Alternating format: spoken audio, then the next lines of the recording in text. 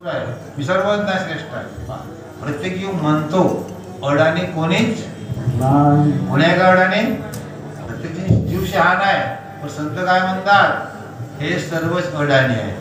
घ्या सर्व कसे आहेत अडाणी. कशामुळे मी कोण आहे हे कळत नाही म्हणून अडाणी आहे.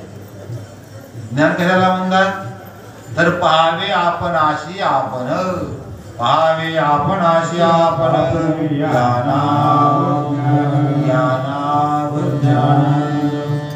पण आपल्याला पाहता येत नाही.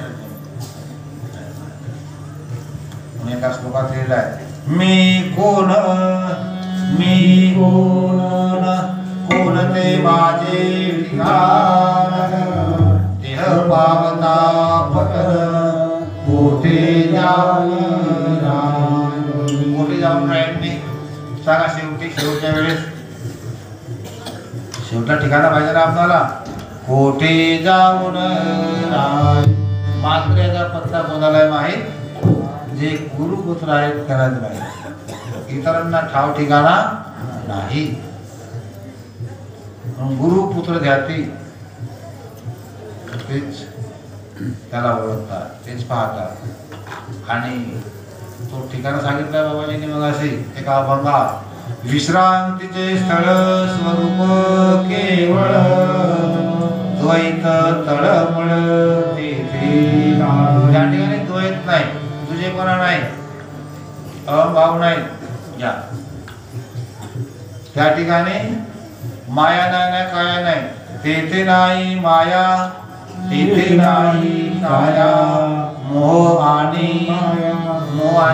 माया अशी जागा आहे. ती तो ठिकाण आहे. न रंग आणि राया सारखेचे रंग आणि राया सारखेचे. राजा असो गरीब असो म्हणजे रंग असो पण त्या ठिकाणात सर्व न सारख तेथे नाही.